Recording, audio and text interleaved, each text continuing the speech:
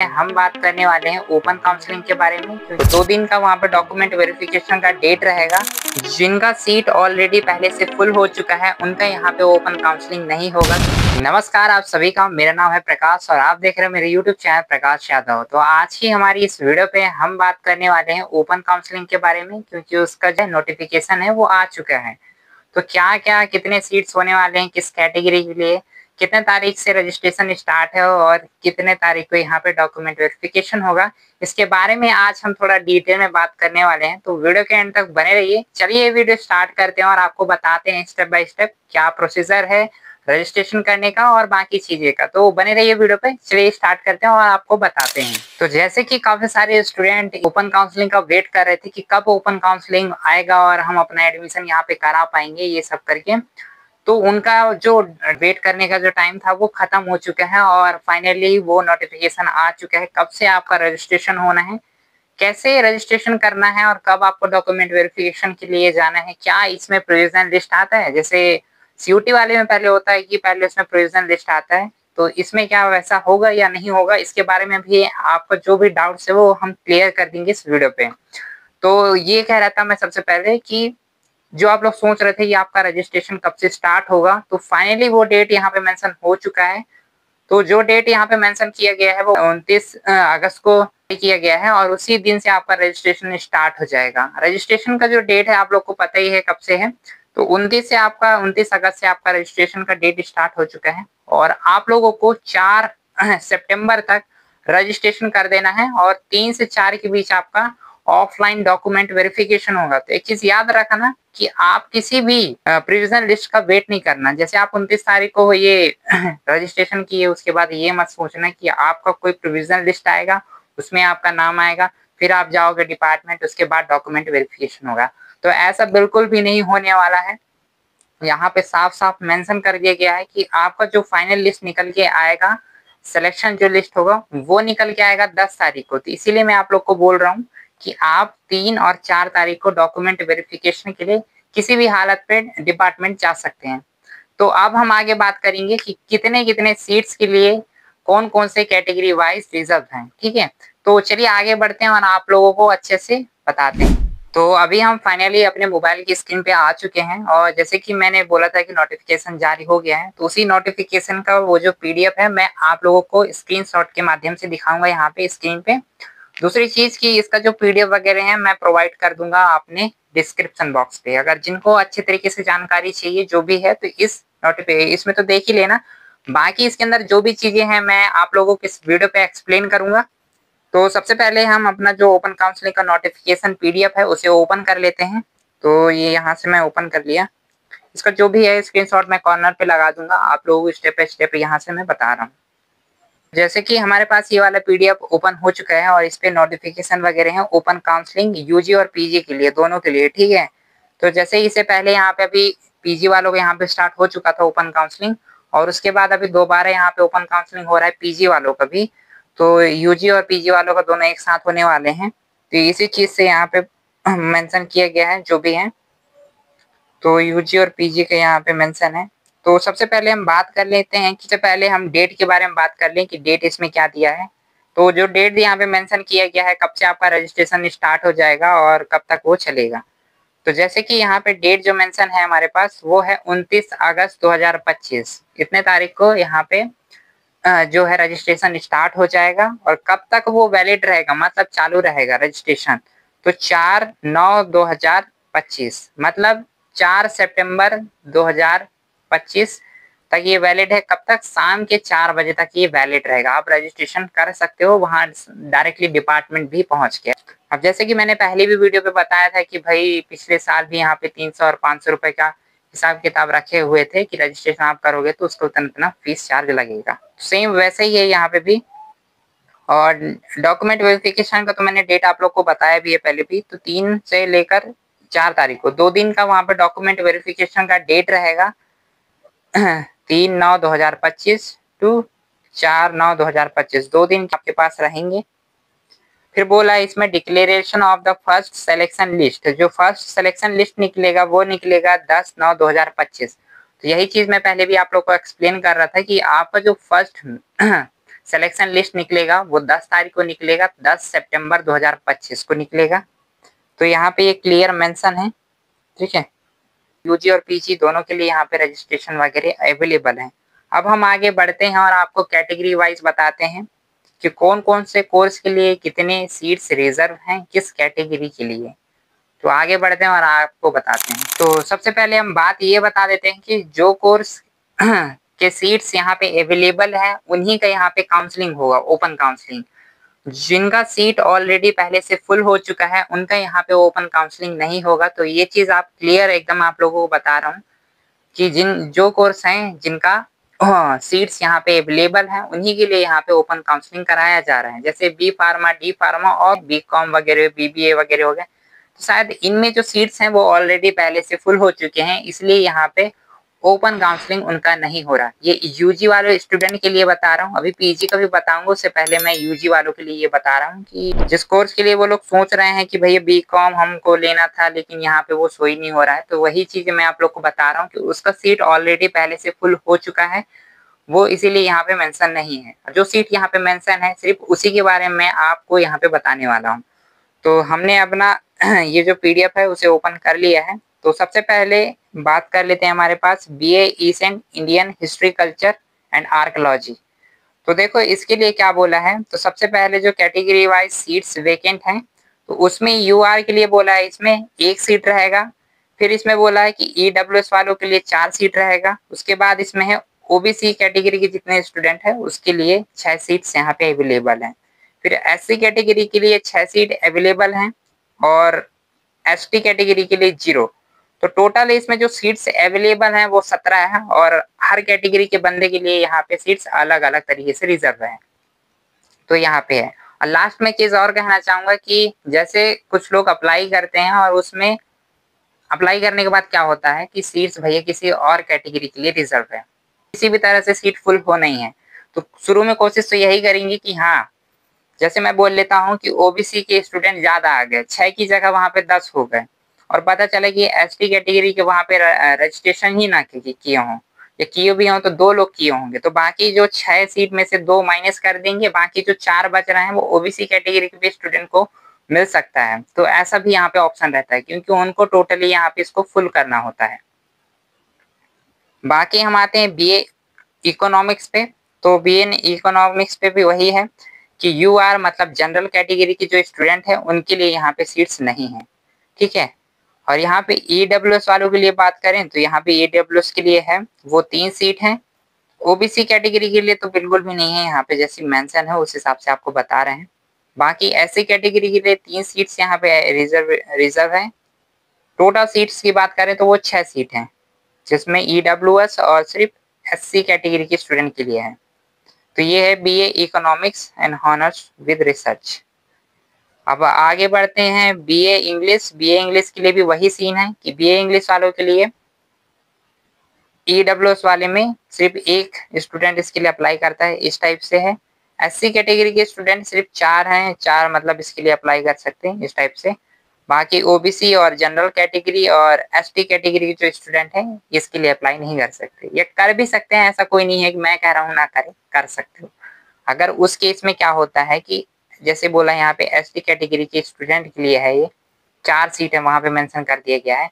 4 में से 2 सीट कितना है एससी कैटेगरी के लिए, तो 2 सीट अगर बचते हैं हो सकता है वो ईडब्ल्यूएस वालों को मिले अगर इसमें बता रहा है वो, या फिर उनको मिल सकते हैं एसटी कैटेगरी के लिए।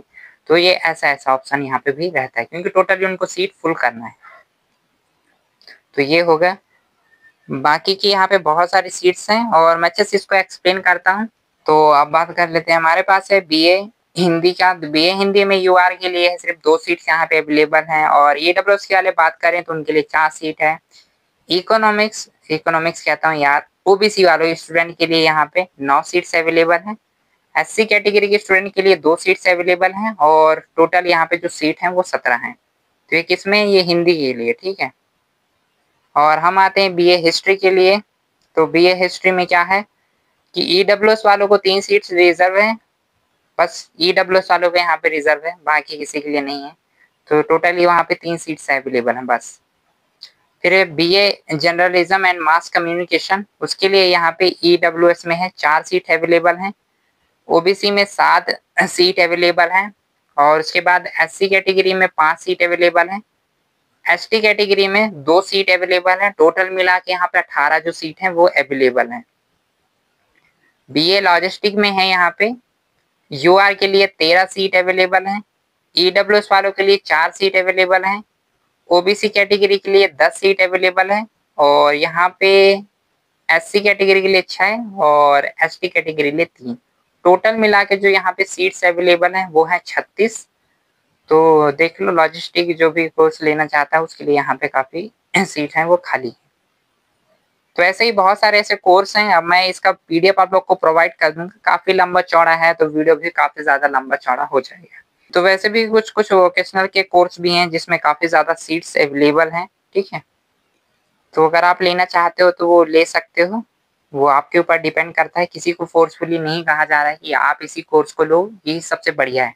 देखो यूनिवर्सिटी में ना हर कोर्स अपने हिसाब से अच्छा ही होता है। अब पढ़ने वाले के ऊपर डिपेंड करता है कि वो किस तरह से उसकी पढ़ाई कर रहा है, ठीक है। तो ये नहीं कह सकते कि भैया कोर्स बहुत बेकार है। कोर्स अपने जगह अच्छा है, लेकिन पढ़ने वाला किस तरह से उसको समझ रहा है, पढ़ रहा है, वो उसके ऊपर डिपेंड करता है। तो ये एक क्लियर बात है, ठीक है। अब ये भी नहीं कह रहा कि भैया आप आओ यहाँ पे और यही एडमिशन आप लो, ऐसा मैं किसी को नहीं बोल रहा हूँ फोर्सफुली। अगर आपका इंटरेस्ट है यूनिवर्सिटी में पढ़ना है तो आप यहाँ पे आके पढ़ सकते हो, ये आपके ऊपर डिपेंड करता है। आगे बढ़ते हैं और पीजी वाले का बता देते हैं कि उनके लिए कितने सीट्स यहाँ पे रिजर्व हैं। तो चलिए आगे बढ़ते हैं और आपको बताते हैं। तो अभी हम पोस्ट ग्रेजुएट वाले जो स्टूडेंट हैं उनके लिए आ चुके हैं। उनके लिए यहाँ पे सीट्स कितने अवेलेबल हैं, किस कोर्स के लिए और कैटेगरी वाइज कैसे उन्हें रिजर्व किया गया है, तो वो सारी चीजें मैं इस वीडियो पे बता रहा हूँ। तो जैसे कि अभी मैं पोस्ट ग्रेजुएट वाले जो स्टूडेंट हैं जो अप्लाई करेंगे पीजी के लिए, उन्हीं के लिए यहाँ पे बता रहा हूँ। तो अच्छी तरीके से इस वीडियो को देखना और एक एक बात को यार नोट कर लेना, क्योंकि हो सकता है आप लोग अगर गलत तरीके से सुनोगे या समझोगे तो आप लोगों को उसका गलत इफेक्ट पड़ेगा। जैसे कि यहाँ पे पहले बात कर लूँ, यहाँ पे मास्टर ऑफ आर्ट्स के लिए जो फिलोसफी वाले हैं, ठीक है, फिलोसफी की जो भी हैं, तो उसमें भाई पीजी के लिए यूआर वाले जो स्टूडेंट हैं, मतलब जनरल कैटेगरी के, उनके लिए यहाँ पे 10 सीट अवेलेबल हैं। ईडब्ल्यूएस वालों के लिए 4 सीट अवेलेबल हैं। ओबीसी कैटेगरी के लिए 10 सीट अवेलेबल हैं। SC कैटेगरी के लिए 6 सीट अवेलेबल है। ST कैटेगरी के लिए 3 सीट है। टोटल मिला के यहाँ पे 33 जो सीट हैं वो अवेलेबल है। फिलोसफी है ना, फिलोसफी के लिए है, ये भी में पीजी के स्टूडेंट के लिए। तो इतने सारे सीट्स हैं वे अवेलेबल हैं, आप उसके लिए भी अप्लाई कर सकते हो। कुछ कोर्सेस के बारे में मैं आप लोगों को बोलूंगा। बाकी तो इसमें बहुत सारे सीट्स अवेलेबल हैं, यूजी के मुकाबले इसमें कुछ ज्यादा सीट्स हैं जो अवेलेबल हैं, आप इसके लिए यहाँ पे अप्लाई कर सकते हो। फिलोसफी के बाद यहाँ पे आते हैं एमबॉक इन मीडिया टेक्नोलॉजी के बारे में, जिसमें जनरल कैटेगरी के जो स्टूडेंट होंगे उनके लिए 14 सीट से रिजर्व है। ईडब्ल्यूएस कैटेगरी के जो स्टूडेंट होंगे उनके लिए 4 सीट अवेलेबल है। ओबीसी कैटेगरी के जो स्टूडेंट होंगे उनके लिए 10 सीट अवेलेबल है और एससी कैटेगरी के जो स्टूडेंट हैं उनके लिए 6 सीट यहाँ पे रिजर्व है। बाकी एसटी कैटेगरी के लिए यहाँ पे जो है वो 3 सीट रिजर्व है। टोटल मिला के यहाँ पे 37 सीट हैं जो रिजर्व है। टोटल सीट वहाँ पे इतने हैं।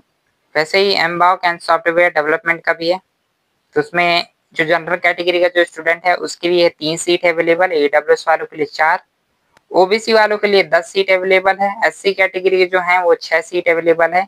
एसटी कैटेगरी के लिए 3 सीट अवेलेबल है। टोटल मिला के 26 बोले तो 26 सीट अवेलेबल है। और यहाँ पे जर्नलिज्म मास कम्युनिकेशन के बारे में बात कर लें तो उसमें भी जो जनरल कैटेगरी के जो स्टूडेंट हैं वो 5 सीट उनको अवेलेबल है, उनके लिए 5 सीट अवेलेबल है। ईडब्ल्यूएस वाले के लिए 4 सीट अवेलेबल है। ओबीसी कैटेगरी के लिए 10 सीट अवेलेबल है। एससी कैटेगरी के लिए 6 सीट अवेलेबल है और एसटी कैटेगरी के लिए 3 सीट, मतलब टोटल मिला के 28 सीट यहाँ पे अवेलेबल है। यहाँ पे MBA tourism travel and management, तो उसमें जनरल कैटेगरी जो स्टूडेंट है उनके लिए 3 सीट अवेलेबल हैं और ईडब्ल्यूएस वालों के लिए 4 और ओबीसी वालों के लिए 9 और एससी कैटेगरी के लिए 5 और एसटी कैटेगरी के लिए 3। टोटल मिला के यहाँ पे 24 जो सीट हैं वो अवेलेबल हैं, बोले 24। तो बाकी तो यहाँ पे अब मैंने ये सारी चीजें बता दी आप लोगों को, और इसके बाद मैं आप लोगों को दिखाता हूँ कि आपकी क्राइटेरिया क्या होनी चाहिए इस फॉर्म को, रजिस्ट्रेशन को आप भरोगे किस कोर्स के लिए, क्या क्राइटेरिया है ठीक है, तो वो भी मैं बात कर लेता हूँ इसी वीडियो पे, जिससे आप लोगों को समझ में अच्छे से आ जाएगा कि अगर आपने 12th में बायो लिया है, केमिस्ट्री लिया है, कॉमर्स लिया है, आर्ट्स लिया है, जो भी लिया है, तो उसी बेसिस पे आपको कौन सा कोर्स यहाँ पे मिल सकता है। तो वो सारी चीजें मैं बताता हूँ, आगे बढ़ते हैं, उसी पे हम ये सारी बातें एक्सप्लेन करेंगे।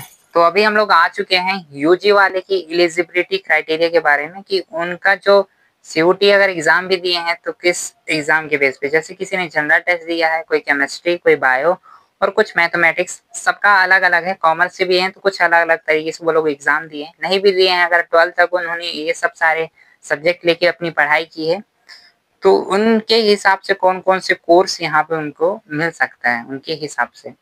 तो जैसे कि यहाँ पे बोला है, पहले में है जो, ठीक है, तो वो है बीए ईसेंट इंडियन हिस्ट्री कल्चर। ये पहले भी मैंने आप लोगों को बताया इसके बारे में, शायद पीडीएफ भी मैंने प्रोवाइड किया था किसी में, तो सेम पीडीएफ वही है, इसको दोबारा यहाँ पे मेंशन कर दिया गया है, वही पीडीएफ है। ये नहीं है आपके पास तो मैं अपने वीडियो के डिस्क्रिप्शन में ये दोनों जो पीडीएफ है मैं प्रोवाइड कर दूंगा, साथ में आप लोग को रजिस्ट्रेशन जो लिंक है वो भी प्रोवाइड कर दूंगा, तो आप इजीली वहां पे जाके अपना रजिस्ट्रेशन कर सकते हो। अगर रजिस्ट्रेशन में थोड़ा बहुत दिक्कत आ रहा होगा तो वो भी बता देना, फिर हम लोग देखेंगे कि क्या प्रॉब्लम आप लोग को फेस करना पड़ रहा है, उस हिसाब से हम फिर आगे की काम करेंगे, ठीक है। कि BA ancient Indian history culture में जो आर्कियोलॉजी वाला है ये, तो इसके लिए क्या रिक्वायर बोलता है, जनरल टेस्ट होना चाहिए, अगर आप सीयूटी एग्जाम वगैरह दिए हैं तो वो होना चाहिए, जनरल टेस्ट होना चाहिए, या फिर हिस्ट्री से, ठीक है। दो चीज यहाँ पे बोला है, अगर आप ये लेना चाहते हैं Asian Indian history culture and archaeology, तो इसके लिए ये मांगा है।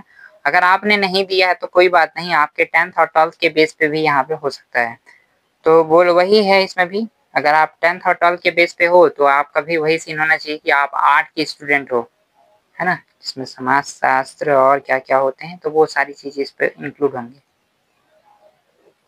तो जैसे इकोनॉमिक्स है, इसमें बीए इकोनॉमिक्स, तो उसमें क्या बोल रहा है, जनरल टेस्ट होना चाहिए, साथ में इकोनॉमिक्स होना चाहिए, या फिर बिजनेस इकोनॉमिक्स। तो ये जो तीन चीजें हैं ये तो होना ही चाहिए, इसमें ये बोल रहा है तीन में से कोई एक होगा। तो अगर आप 12th तक इसकी पढ़ाई कर रहे हो, 12th में हो सकता है आपने कॉमर्स लिया हो जिसमें अर्थशास्त्र होता है, इकोनॉमिक्स होता है, या फिर ये भी हो सकता है कि अगर आप आर्ट के भी स्टूडेंट रहे होंगे तो उसमें भी कुछ जगह पे इकोनॉमिक्स होता है, ठीक है। तो उस जगह पे इकोनॉमिक्स, कुछ जगह पे वहाँ पे समाज शास्त्र होता है जिसे हम सोशियोलॉजी कहते हैं, तो दोनों का अलग अलग है यहाँ पे।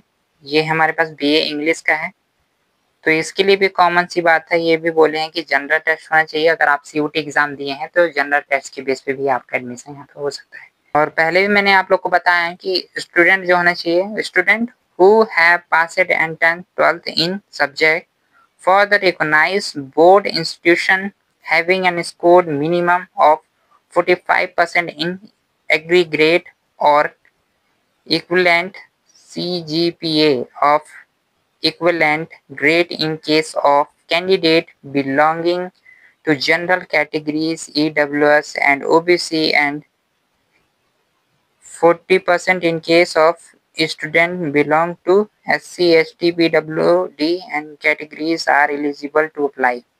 तो देखो यहाँ पे ये बोल रहा है कि EWS general category, EWS category और OBC वालों को 45% यहाँ पे रिक्वायर्ड है, अगर आपने 10th और 12th में, मतलब 12th का ही बेस पे यहाँ पे लिया जाएगा, लेकिन आपके होने चाहिए 45% से ऊपर, या फिर 45% होने चाहिए। अगर आप ST SC कैटेगरी के स्टूडेंट है तो आपके लिए मैक्सिमम जो मार्क्स होने चाहिए वो है 40%, 40 आपका परसेंट आपके मार्क्स हैं, तो उसके बेस पे भी आपका एडमिशन यहाँ पे हो सकता है। तो ये सारी चीजें हैं यहाँ पे अच्छे से मेंशन है। BA BSc ज्योग्राफी है ना, तो इसके लिए जनरल टेस्ट होना चाहिए, या फिर ज्योग्राफी से आप कर सकते हो, या जियोलॉजी से कर सकते हो। तो अगर आप सीयूटी एग्जाम दिए हैं इसमें भी तो वैसे ही होना चाहिए, जनरल टेस्ट या जियोलॉजी होना चाहिए, या फिर ज्योग्राफी। तो ये दोनों में, ये तीनों में से कोई एक आपका होना ही चाहिए अगर आप सीयूटी एग्जाम दिए हैं तो। बी हिंदी के लिए तो यहाँ पे जनरल टेस्ट रिक्वायर्ड है, और बी हिस्ट्री के लिए जनरल टेस्ट और हिस्ट्री रिक्वायर्ड है। तो यही सारी क्राइटेरिया वाला है, तो इसका पीडीएफ मैं अपने डिस्क्रिप्शन बॉक्स पे प्रोवाइड कर दूंगा, साथ में रजिस्ट्रेशन लिंक भी प्रोवाइड कर दूंगा। आप इजीली डाउनलोड मतलब रजिस्ट्रेशन कर लेना, और ये जो पीडीएफ वगैरह इसे डाउनलोड कर लेना। साथ में ये भी है कि अभी मैं, ये है 30 तारीख को ये वीडियो बना रहा हूँ, और ये 29 तारीख को नोटिफिकेशन आया है ओपन काउंसलिंग का। तो बात हम लोग पहले भी कर रहे थे कि भाई 2-3 दिन में यहाँ पे रिलीज हो जाएगा नोटिफिकेशन, उसके बाद ओपन काउंसलिंग होगा। तो 29 तारीख को यहाँ पे रिलीज कर दिया गया है यूनिवर्सिटी की तरफ से। अब यहाँ पे जो पीडीएफ वगैरह है मैं आप लोग को तो प्रोवाइड कर ही दूंगा, साथ में रजिस्ट्रेशन लिंक, तो आप आराम से रजिस्ट्रेशन कर लेना। साथ में ये है 3 और 4 तारीख को आप पहुंच जाना। आप किसी भी प्रोविजनल लिस्ट का वेट ना करना, कि बहुत सारे लोग ये सोचेंगे अब हम लोगों ने रजिस्ट्रेशन कर दिया है, अब सबसे पहले लिस्ट आएगा उसमें हमारा नाम होगा, फिर हम लोग जाएंगे, फिर डॉक्यूमेंट वेरिफिकेशन करेंगे, फिर उसके बाद लिस्ट निकलेगा फाइनल लिस्ट। तो देखो भाई इसमें ऐसा कुछ नहीं होने वाला है। यहाँ पे रजिस्ट्रेशन आपको करना है, आपको 3 से 4 के बीच जाकर डॉक्यूमेंट वेरिफिकेशन करा लेना है। तो ये सीधी सी बात है, प्रोविजनल लिस्ट का वेट नहीं करना है। 10 तारीख को फाइनल मेरिट लिस्ट निकल के आएगा ओपन काउंसलिंग वालों का, तो ये तो कंफर्म हो गया था, ठीक है। तो बस यही था आज की ये वीडियो पे। और एक बात और, अगर आप लोगों को कोई इंक्वायरी करना है, कुछ पूछताछ करना है या फिर कोई सजेशन चाहिए, कोई डाउट है, तो आप हमें इंस्टाग्राम पे फॉलो करके हमसे कांटेक्ट कर सकते हो। जो भी आपके डाउट्स होंगे वो क्लियर करने की कोशिश हम करेंगे। तो यही बोल रहे हैं, हम अपने डिस्क्रिप्शन बॉक्स पे फेसबुक आईडी और अपनी इंस्टाग्राम की आईडी यहाँ पे मेंशन कर देंगे। जिसको भी कुछ पूछना हो तो वो वहाँ पे आके पूछ सकते हैं। और यही रिक्वेस्ट रहेगा आपसे, अगर आप मेरे से भी कुछ पूछ रहे हैं तो डेफिनेटली आप हमें भी फॉलो करेंगे, फॉलो करके पूछेंगे तो हमें भी काफी अच्छा लगेगा। सो ठीक है, मिलते हैं एक बार नेक्स्ट वीडियो पे, तब तक के लिए टेक केयर, बाय बाय।